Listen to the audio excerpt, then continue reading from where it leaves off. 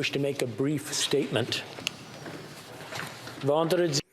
On Friday, in connection with my speech following the Ukrainian president's speech, I pointed out the presence of an individual in the gallery. It was my intention to show that the conflict between Russia and Ukraine is nothing new, and that Ukrainians have unfortunately been subject to foreign aggression for far too long now, and it's time it stopped. Subsequently become aware of more information which causes me to regret my decision to recognize this individual.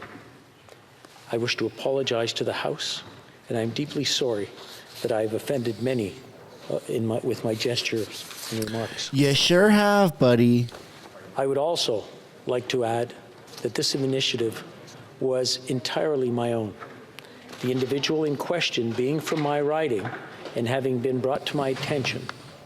No one, including you, my fellow parliamentarians, or the Ukraine delegation, was privy to my remarks prior to their delivery. Je remercie les députés. I'd like to thank members for their attention. I don't know. I don't think anyone's going to accept that. The Honourable Minister is rising on a point of order. Thank you, Mr. Speaker, for that apology. I have to say, though, as a parliamentarian, as a Canadian of Jewish origin, as a descendant of Holocaust survivors whose majority of her family walked in to Auschwitz-Birkenau, and only my grandfather and his brother walked out, that I think this hurt all of us in Parliament. And I'll say that personally, I feel particularly hurt by this. I would say that as parliamentarians, we place our trust in you. There are many times when we recognize people in the gallery, and we do so on your good advice and your good offices. And all of us here did that in the chamber on Friday because we trusted you on that. I think this unfortunate situation has been deeply embarrassing for Canada's Parliament. Oh, yeah. I think it's been deeply embarrassing for Canada. And I think it was deeply embarrassing for the President of the Ukraine, who came here in friendship, who came here because we are a strong ally, and who came here because he trusted Canadians. I appreciate that this was that you're taking responsibility because this was your initiative, and you have confirmed that neither the Government of Canada nor the Ukrainian delegation had any prior knowledge to this individual being invited to the House or that he would be recognized. However, given this deeply embarrassing situation, I think for all of us as parliamentarians on all sides, I think it is very important that we collectively work together to strike this recognition from the record, and I will work with my colleagues to do that. Oh, no one will ever forget this. Who have loved ones that were in the Holocaust, to Jewish Canadians, today being Yom Kippur, the holiest day in the Jewish calendar, a day of atonement, a day to prepare for the year ahead. We stand with you in this. We recognize this was a deeply hurtful moment, and many of us in this chamber feel that hurt acutely.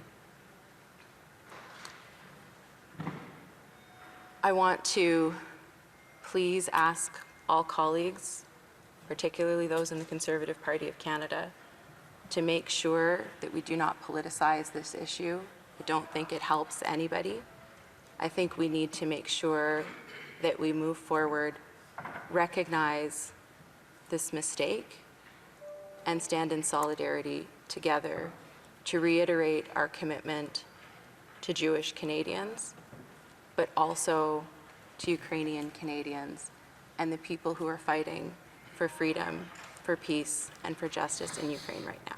Thank you, Mr. Speaker. Lowering your voice doesn't change what happened. Member for her comment. and the honourable member for New Westminster Burnaby, please. Merci, Monsieur le Président. Thank you, Mr. Speaker. It's with great sadness that I take the floor today following the statement you just made and to deal with what happened in the House on Friday. House Leader of the To NDP. guide this Parliament through challenging circumstances. And Mr. Speaker, you have done an admirable job doing just that. Through COVID-19, the occupation of downtown Ottawa last winter, and the putting in place of a hybrid Parliament. The procédure et les usages de Chambre des communes indiquent The House of Commons procedures and practices indicate that the Speaker has various roles, including ceremonial and diplomatic, and our Speaker often acts as a representative of the House. His ceremonial role is important, and that is why he alone has the privilege of recognizing visitors in the gallery. This privileged role led to a situation on Friday in which an individual who, according to the Simon Wiesenthal Center, was a member of a Nazi unit responsible for the death of many Jews and was convicted in the Nuremberg trials. this individual was a guest of this House, and shocking that members of Parliament rose to give him an ovation. Members did so because we took the Speaker's word that this individual should indeed be granted this honour in good faith. Members of Parliament Without any research. dedicated significant parts of their lives to fighting racism, fascism, and anti-Semitism. We have members of Parliament who lost family members to Nazism.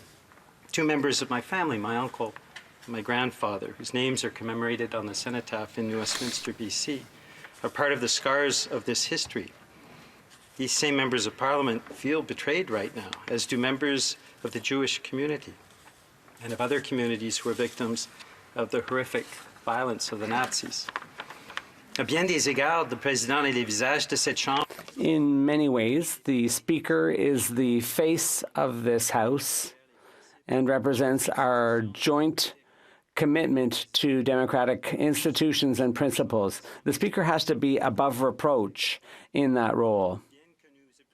Although we appreciate the apology made by the Speaker yesterday and in his statement today, we regretfully and sadly say that that's not enough.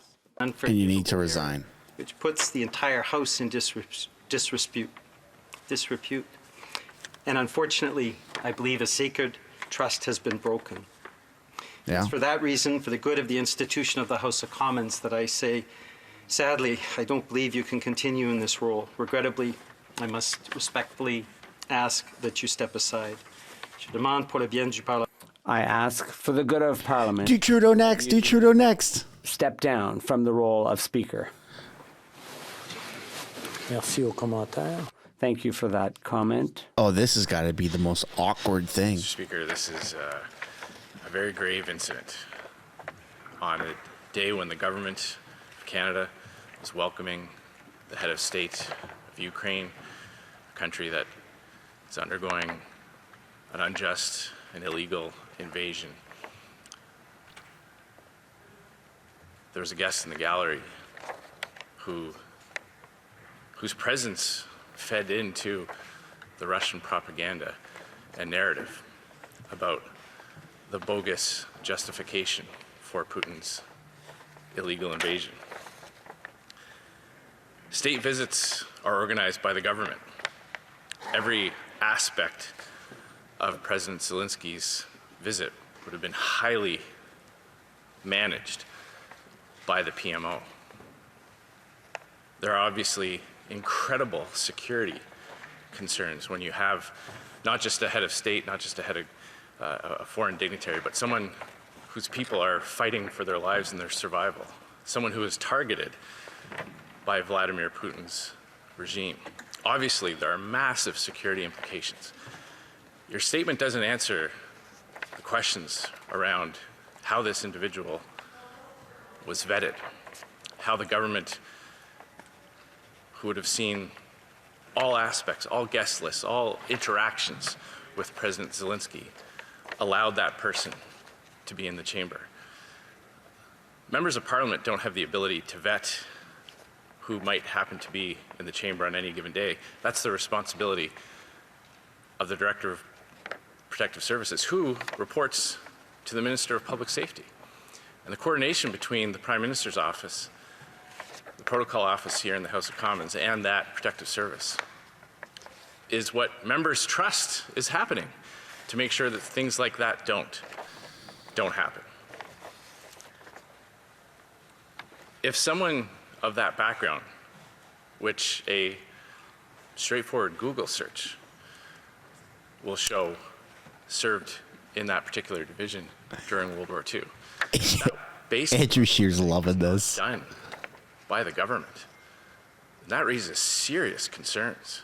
What kind of message does that send to our allies around the world that when they come to the House of Commons to address the House and Senate, that basic rudimentary vetting as to who might be in the galleries isn't done?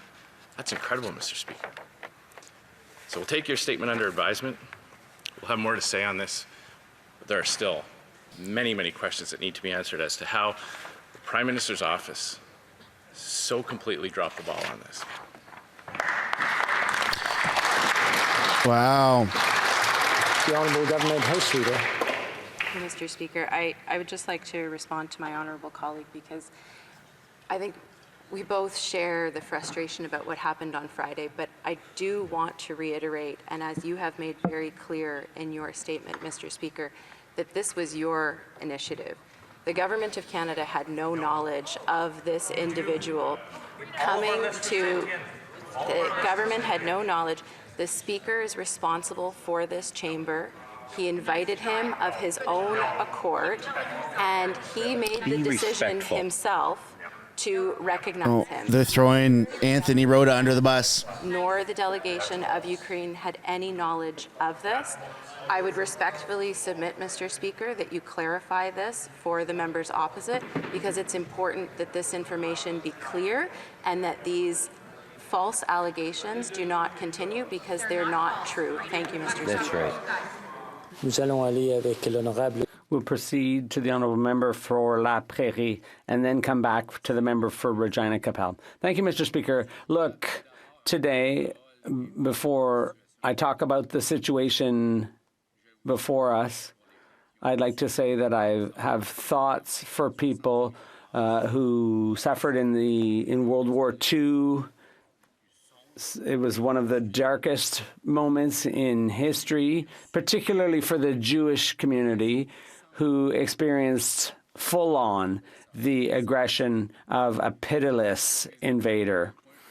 Mr. Speaker, you know how much I've always found your work to be outstanding, and I've always taken the trouble of saying so. So I'm a bit emotional about this. You've always been a strength in our view. We've never doubted anything you proposed or anything you did. So much so that on Friday, when you suggested that we applaud an individual who, it turns out, was with the Nazis, we never would have thought that it was anything but a deserving person, a person deserving of the House's ovation. And then subsequently, we learned that that was not so. This was someone with a very dark past, and that was a shock. It came as a shock to us because you were, in a way, responsible for that commendation. He sure was. You apologized, and I'm completely convinced that that was a sincere apology. And it's your conscience, your wisdom, and it's not for me to say whether those apologies were sufficient. I'd like to go beyond partisanship here. I think this situation calls on us to be better than that. This was a situation where the Ukrainian leader, who may feel affected by the situation. So when you think in Quebec and in Canada. There are people that are standing in solidarity with Ukraine and the Ukrainian leader. Well, let's just say that that situation was not what we would have hoped for. The Ukrainian leader is a hero, and unfortunately, he is somehow tarnished by what happened on Friday. Thank you.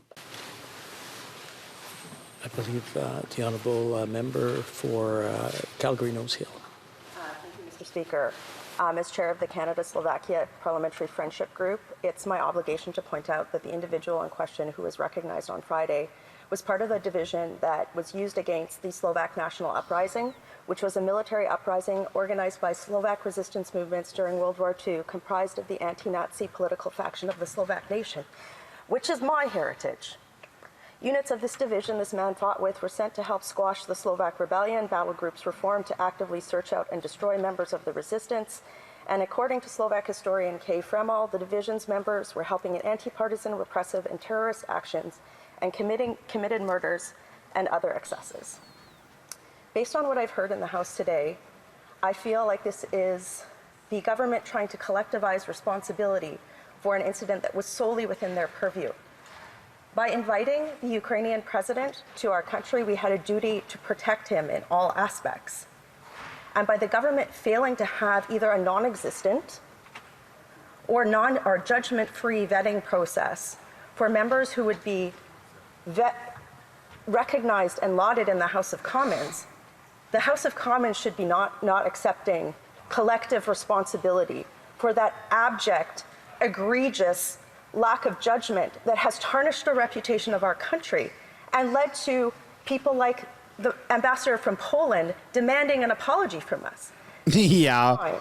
In which our country It's needs bad. to be having, our allies need to be standing with us. There should be no question about whether or not we have our act together. And yet here we are having this debate. It's beyond an embarrassment. It is a stain on our country.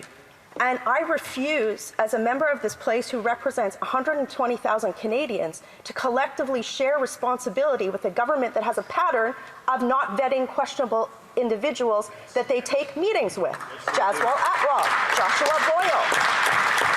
Enough. I will not, on behalf of my constituents, take 1 ounce of blame for this government failing a vetting process. They can say, Mr. Speaker, it was your purview. They invited this man. They invited this world global leader here. And they failed to vet this. So no, on behalf of the constituents of Calgary-Nose Hill, I will not accept collective responsibility, and the buck stops at the Prime Minister's office. Ooh. The Honourable Opposition House Leader, then the Government House Leader. Before anything starts, I just want to make it clear that it was my decision, and my decision alone. This was a constituent who wanted to see wanted to be here, and I recognized him. It was my decision, and I apologize profusely. I cannot tell you how regretful it is. Talking softly isn't going to fix it. And for that, I apologize. And I'll let the Honourable Opposition House Leader Take your robe off and walk out, buddy. the Government House Leader. Thank you, Mr. Speaker. And I just want to underscore the point that my colleague just raised. This is a question about, is it the government's position that when we have a foreign head of state, that the government does zero security vetting for who will be in the same room as that head of state? Is that the message that we're sending to our allies, that when they come here, you don't know who's going to be in the gallery? I mean, what kind of message does that send to Canada's partners and allies around the world? And that's the point that we're raising, Mr. Speaker. It's all well and good for you to come in and accept your share of the responsibility. But there's only one entity in this chamber that has the resources and the mandate to keep people safe. PMO. As my colleague just pointed out, when President Zelensky comes here on the invitation of the Prime Minister, when the entire itinerary is planned by the PMO, the Government of Canada has an obligation to him personally to secure his safety, has a responsibility to the people of Ukraine to ensure the safety of their president. And he has a responsibility to all Canadians to uphold the dignity of Canada as a country, as a trusted partner and ally. And in all three of those areas, Mr. Speaker, the Prime Minister failed. Yes. Failed to do that basic level of responsibility. That's the point that we're underscoring, Mr. Speaker. There was a Nazi in the chamber. There's only one entity, one group that could have done anything about it, that could have flagged that. And as I mentioned, the director of the Parliamentary Protective Service reports up to the Government of Canada for operational matters. That is in the mandate of the Protective Services. The director of the Parliamentary Protective Service must be a member of the RCMP. That's in the enabling legislation. That was all done for a reason, Mr. Speaker. Yes. I was in the chair when that legislation was passed, and it was precisely because the House of Commons itself did not have the capability to do full security vettings and background checks on individuals. That was the reason why we did that. Yes. Yeah. Yes. To make available to the House of Commons the resources of federal institutions like the RCMP and like CSIS. That is why we do not accept the attempt to collectivize blame for this. Opposition parties do not have access to CSIS reports. We do not have access to the RCMP's vast capabilities to do background checks and vetting. And in this case, it would have taken a simple Google search to find a blog post written by that individual saying that he served in an SS division, in a Nazi division during World War II. And again, all those resources are available to the government. The mandate, the responsibility lies with the government, and the entire reporting structure of the Parliamentary Precinct Services here flows up to the government. That's why we still have many, many questions, and this issue does not end with your statement or your apology. Wow. The Honourable